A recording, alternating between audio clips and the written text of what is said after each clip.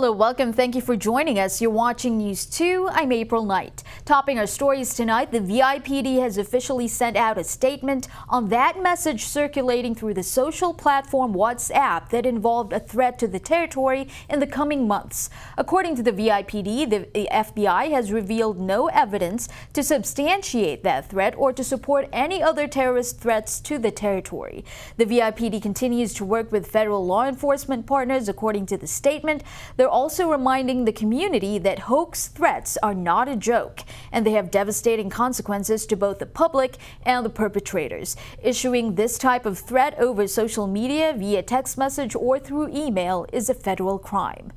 Well, the Virgin Islands Port Authority held their monthly governing board meeting on Wednesday. Acting Executive Director Damien Cartwright began the meeting by updating board members on several key items. One of those, on St. Croix, both pilot boats, the Claude Berry 2 and the Larry Finch, are inoperable. The Claude Berry 2 is being surveyed to determine the seaworthiness, while the Larry Finch is being retrofitted in St. Thomas with new engines.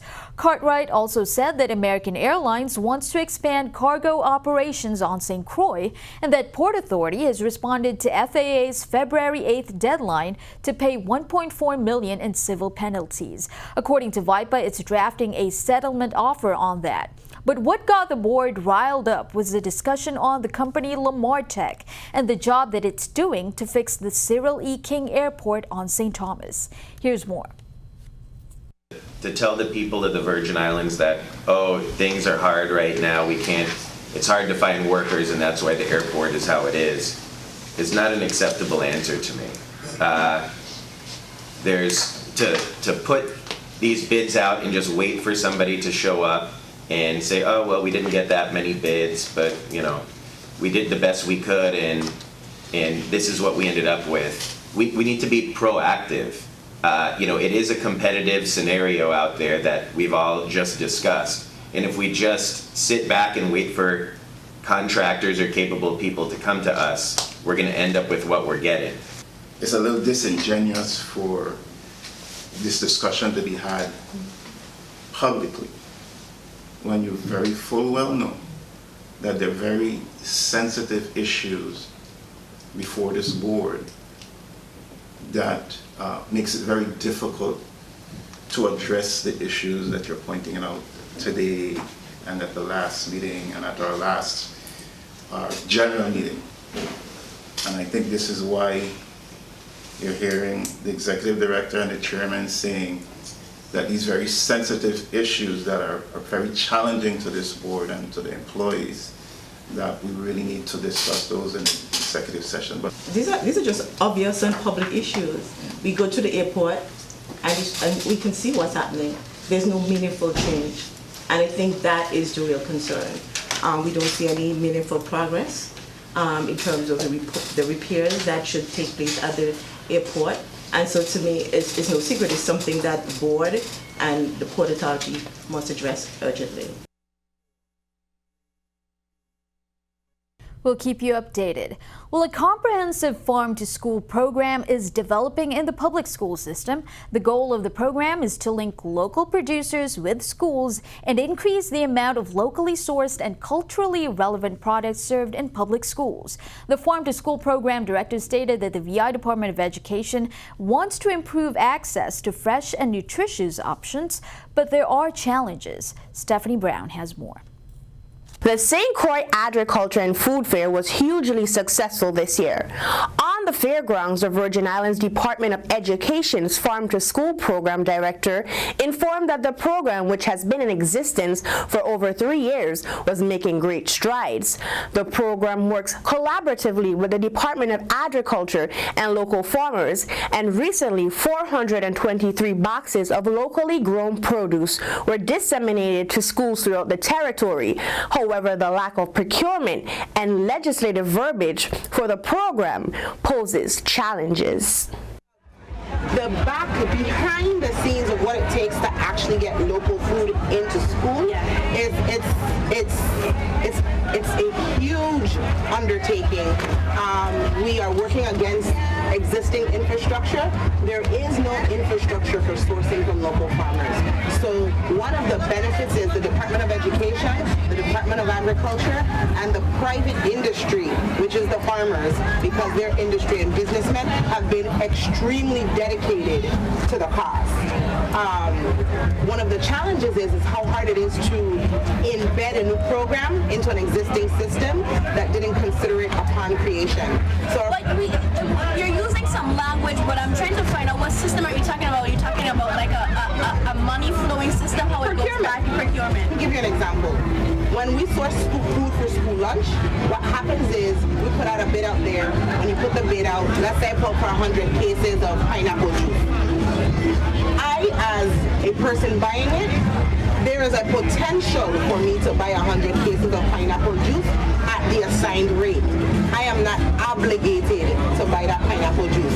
The difference is that pineapple juice has preservatives in it, and if the wholesaler doesn't sell it to me, he doesn't lose.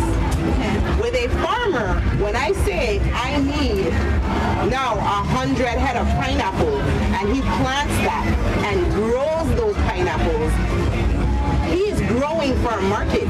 If I don't take his 100 pineapples, exactly. So if we don't develop the proper infrastructure and relationships to allow this, we could potentially do more harm than good. Well, the Rotary Clubs of St. Croix are hosting a Community Day event to celebrate 113 years of service this Saturday at the Sunny Isle Amphitheater. The event is centered around building a resilient future in the territory with an emphasis on the agricultural sector. Youth activities are scheduled between 1 p.m. to 5 p.m. and a panel discussion will begin at 7 p.m. at Chops VI restaurant. Rotarian Kai Nielsen spoke about this. A panel discussion, I'll be the MC, guys, and we'll be asking the hard-nosed questions to really see how we can build resilience in our future. I think sometimes we operate from a more reactionary step, where we need to be more proactive in our approach to hardening our structures for disaster, especially as it relates to agriculture. And I think the viability there as an economic tool for the territory is something that we need to take more seriously. So I'm hoping that this turns into a train-the-trainer where we can actually start to coordinate efforts amongst small and large farmers of the U.S. Virgin Islands. So our whole goal is to give people, our community, access to experts in these fields of agriculture and emergency management. So we are actually kicking off the event with Positive Nelson as our Commissioner of Agriculture, joining Dr. Brown, Capella University's Chair in Emergency Management, who we've flown in, Dr. Diana Collingwood, the Miami-Dade C-Tech and Agri-Educational Specialist coming out of Florida, homegrown, one of two University of Virgin Islands agriculture graduates. We also have Mr. Aiello representing the National Guard, and that perspective of being responders. Director Dean Andrews, and getting that first responder approach to what really happened on those days in 2017. There are going to be some monies being given out to at least five farmers. There'll be fresh food giveaways as well from Fresh Food VI, and these farmers get to sign up and let us know what their issues are, and we get to go through, prioritize who we can help and who we can't help. I mean, we're not here to save everyone, but we're definitely here to help those who want to come out and support the initiative and be a part of the change they'd like to see in the territory. And again, that event is this Saturday at the Sunny Isle Amphitheater. The youth activities start at 1 and the public forum starts at 5 p.m. at Chops VI. Turning our attention again to crime, a man stole $2,000 and ended up facing a $20,000 bail. On Sunday, February 17th, Carl Fleming Jr. was arrested and charged with grand larceny. According to police, on Monday, February 11th, Fleming broke into a parked delivery van and took cash in the amount of $20.67. The 26-year-old's bail was set at $20,000. He was processed and turned over to the Bureau of Corrections pending his advice of rights hearing. Well, St. Croix has a new district police chief. Governor Albert Bryan appointed former Virgin Islands Police Lieutenant and U.S. Army veteran William Billy Harvey as the new St. Croix Chief of Police on Monday. Harvey served with the VIPD for 23 years. He was a patrol sergeant, a lieutenant, supervisor of the Drug Enforcement Agency Drug Task Force, and also a training supervisor. He also served as a zone commander, a traffic commander, and territorial training director during his years with the department. Harvey is also a veteran of the VI National Guard and U.S. Army Reserve, where he served as a physical security non-commissioned officer and anti-terrorism level 2 non-commissioned officer. He was also deployed in support of Operation Enduring Freedom in Kuwait and deployed to Kosovo, where he served as Operations Sergeant, and also to Guantanamo Bay in Cuba. Governor Bryan said Harvey brings a lot of institutional knowledge and extensive policing experience that make him the right man for the job. Well, coming up next, does the local government have a plan to keep the coming medical cannabis industry local? We spoke to Commissioner nominee for Agriculture, Positive Nelson. We'll be right back.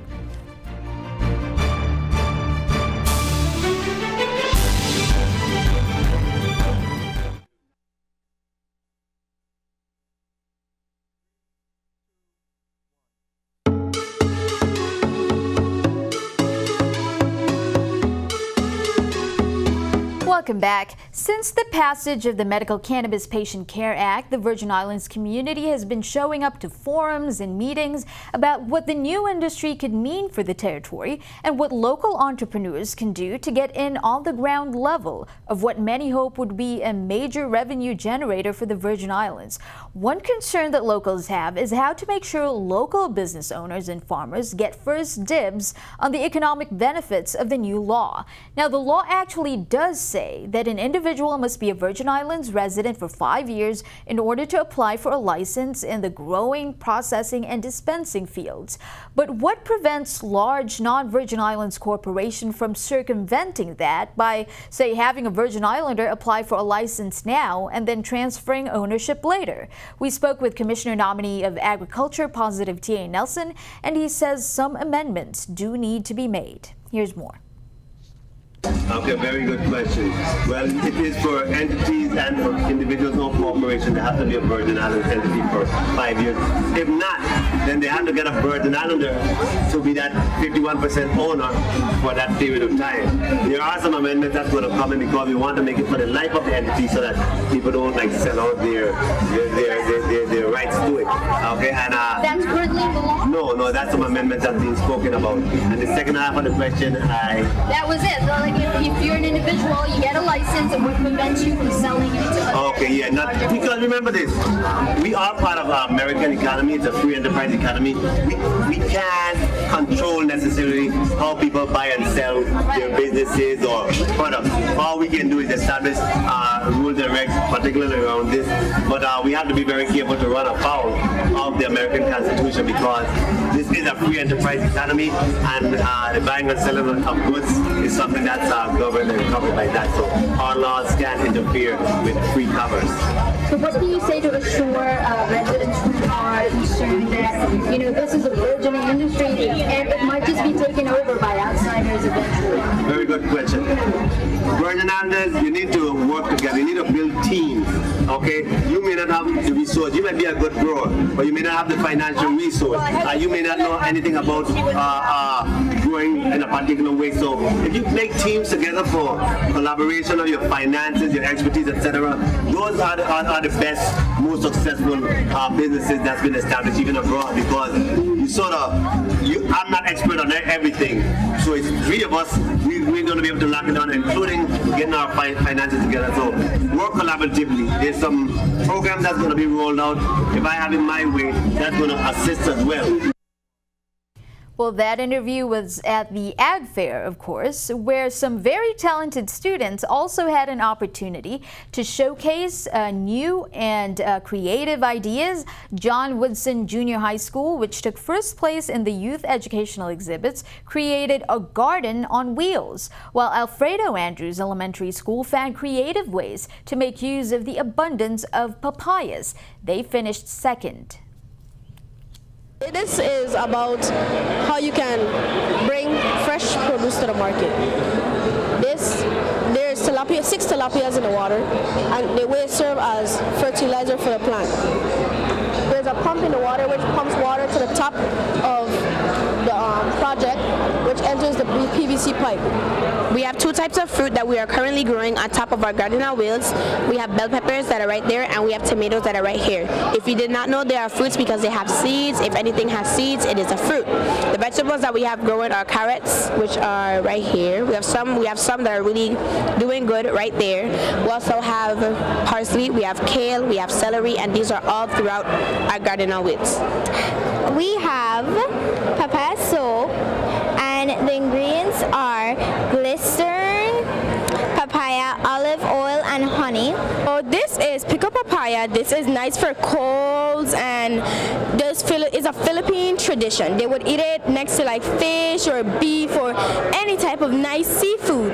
So this is actually good for colds because it has ginger, onions, and bay leaf, and it actually have apple cider vinegar.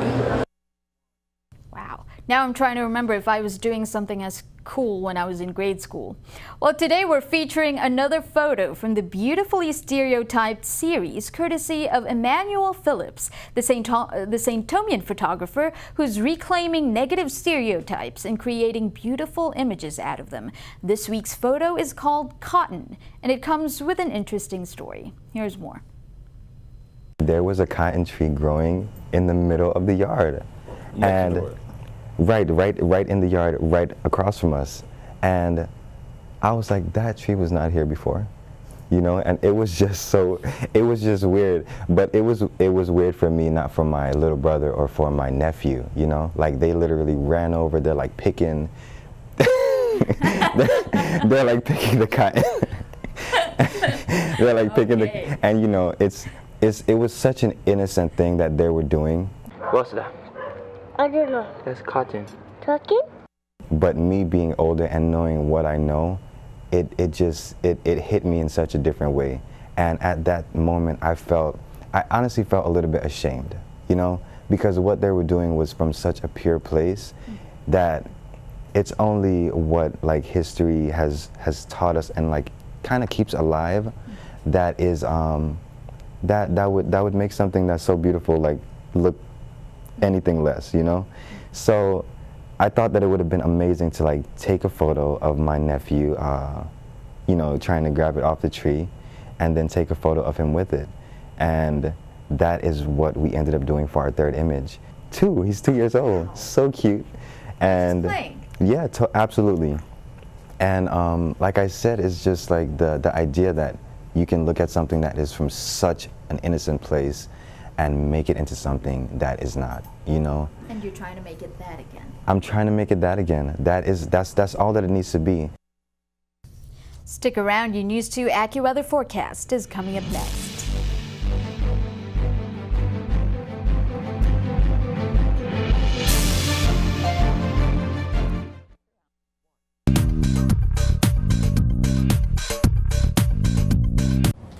Good evening. We've got some great weather once again for us as we head throughout the next few hours, even the next few days.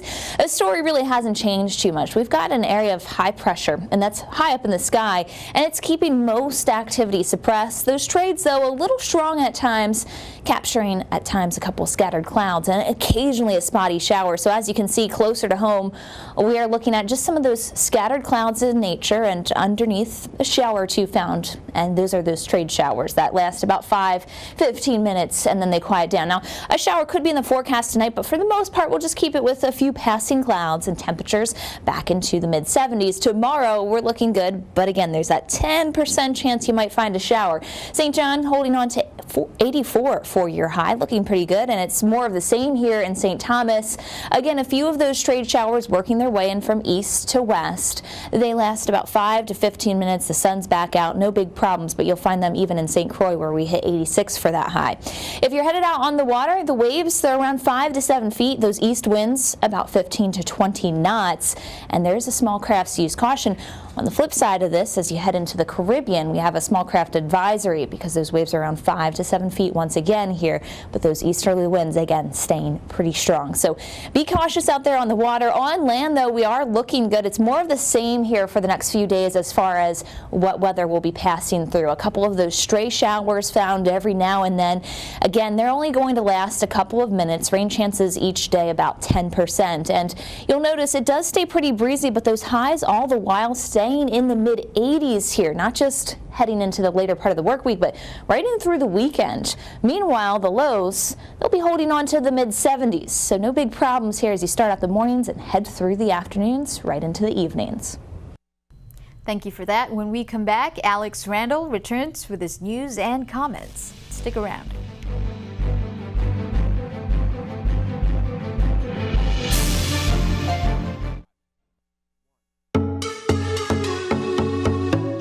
You're watching News 2. This is Alex Randall with News and Comment. Electric cars are hot, but our Virgin Islands roads are not. They're pretty tough on cars. We have potholes, steep hills, washboard surface roads. Electric cars, though, are a hot topic. No gasoline. You just plug it in to fill up the tank. Instead of $130 a month for gasoline, how about $20 a month for electricity? Sounds like a bargain. But can they take our hills? Well, yes, no problem. How about power? They've got all the get up and go of a gasoline car without the gasoline. So what's the downside? No dealers. We don't have people selling electric cars in the Virgin Islands, and there are not many places for charging the cars up. So imagine a long extension cord at your house. Charge it up overnight. But the good news is that with our short commutes, an overnight charge should last you about a week. Now all we need is some electric car dealers. Governor Bryan wants new faces at WICO. After years of blocking the internal deliberations of WICO, the new crew may open up the books of their meetings. Maybe we won't have any more secret board meetings. Some of the old hands are staying on board at WICO. April Newland, Vivek Daswani, Edward Thomas. But the new faces are coming on board. Former Senator Roosevelt David, the man for all people. Jason Charles, Tourism Commissioner Designate Joseph Basholta is coming onto the board. Conrad Ricky Francois, recycled from the Lottery Department. Rick Carrington, Enrique Rodriguez. New faces at WICO. They just may turn it around and merge with the Port Authority. Stay tuned. Spelling's in the news this week as we had our annual Spelling Bee, and we've got some champions. The annual Spelling Bee took all the best spellers, tested them against one another. Third place goes to Antilles School 7th grader Priya G. Nani. The second place goes to Adelita Cancran Junior High School 8th grader Waniya Beg. And first place, All Saints Cathedral School 7th grader Dejanel Joseph. Now try your hand at some of the words. The field got narrowed down to just 2 with the following words: Tetrarch, Fantocini, Anschluss, pituitary, nucleotides. And the finalists, the 2 finalists, went on for 5 more rounds until Beg misspelled diaspora and Joseph won, spelling gingivitis. That's gum disease. Agriculture's hot. The agricultural fair is back, and it was huge this year. The storms in 2017 widowed it down to size and made it tiny, but this year it's back and it's the normal size.